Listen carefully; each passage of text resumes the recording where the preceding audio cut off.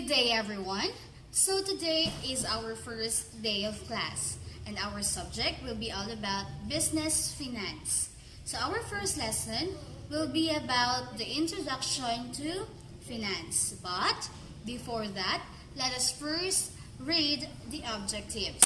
So our objectives is at the end of this chapter, the students should be able to A. Define finance, B. Identify the different areas of finance, C.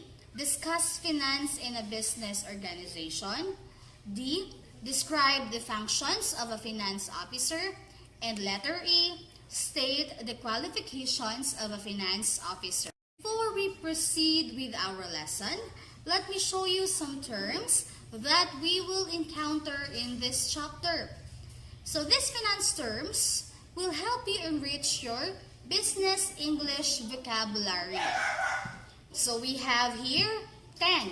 So you can check a finance dictionary or surf the internet for the technical meanings of the finance terms or jargons. So we have number 1, financial statements. Number 2, accounting principles. Number 3, economic theory. Number 4, financial management. Number 5, capital market. Number 6, financial investment. We have number 7, portfolio analysis. Number 8, market analysis. Number 9, we have behavioral finance. And number 10, investing decision. How do you think we can determine the finance terms? And what are their use? Alright, so we are going to start with the introduction to financial management. But before that, what do you think is finance? So, finance is usually related to money. So this is partly true since the finance manager or finance officer is often considered as the fund custodian. So finance is both a science and an art of correct application of the economic and accounting concepts and principles that define the system, structure, and process of management, allocation, and utilization of financial resources, investment, and expenditures. And also on finance, we have the different areas. So our next slide is here. So this shows the table of the areas of finance. So under finance, we have two. We have the private finance and the public finance. And under also the private finance, we have the personal finance and business finance. And under the business finance, we have three, which are the financial management, the capital market, and the financial investment. And we will find out what does it mean on the next slide. First, we will have the private finance. What do you think is a private finance? So private finance is the management of financial resources of private individuals or non-governmental organizations and private organizations in accordance with the prescribed financial policy and priority of the person or business organization. The second one is what we call public finance. So public finance is the allocation of government income generated from either taxation or borrowings and the government expenditure based on the approved national and local appropriation or budget. So when you say public finance, it is also termed as fiscal administration. So under the private finance, we have the personal finance. So personal finance is a subcategory of private finance which is directed towards the management of personal resources of an individual.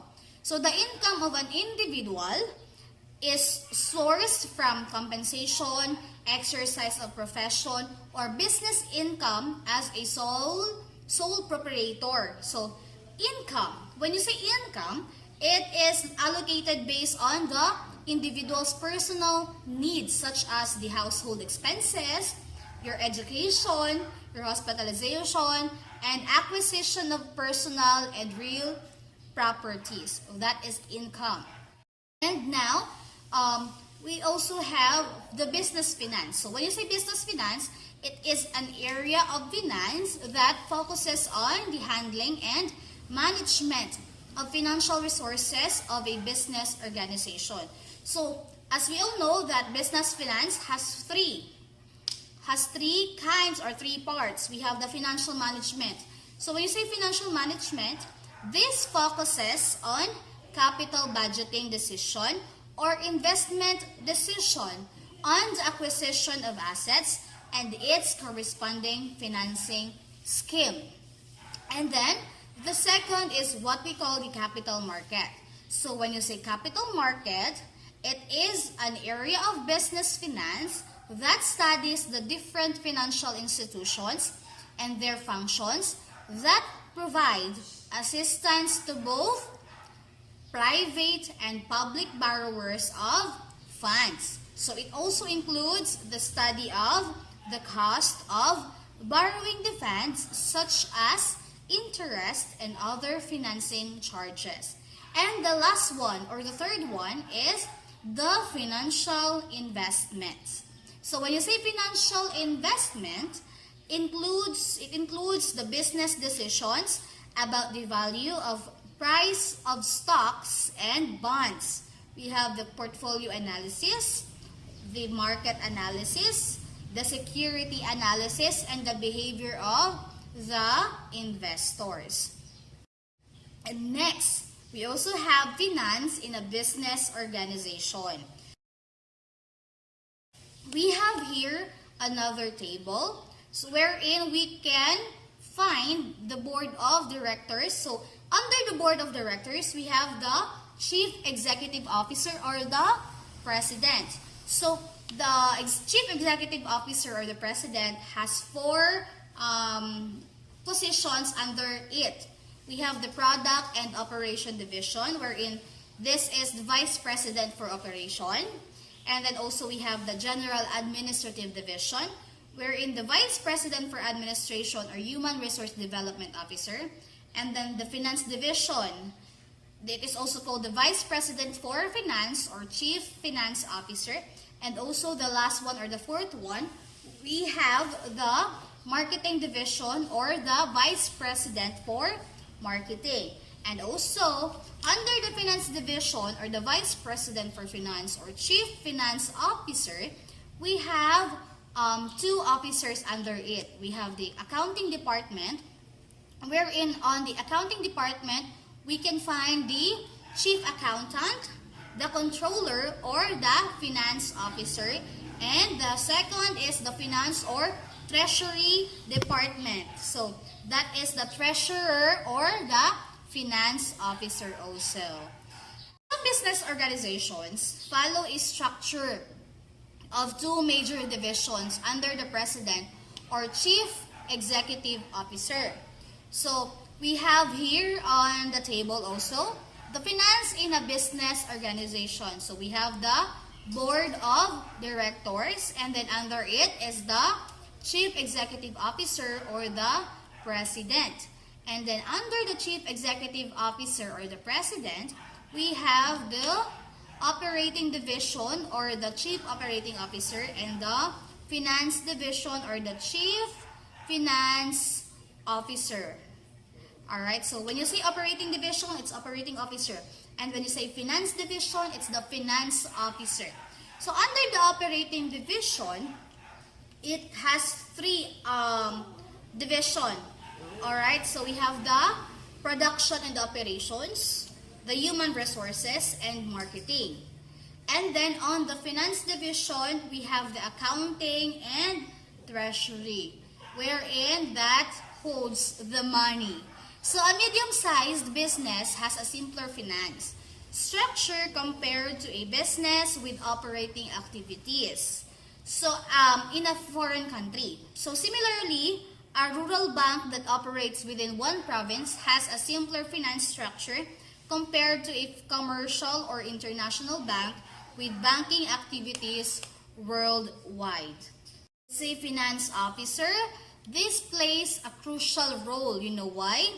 They plays a crucial role in the whole business organization because he or she acts as the wary financial traffic officer to almost all business transactions with monetary considerations. So the finance officer is also expected to be the stock or the shock absorber of budgetary requests and requirements of other functional units of the business. So the finance officer is primarily responsible for managing the finances in the organization.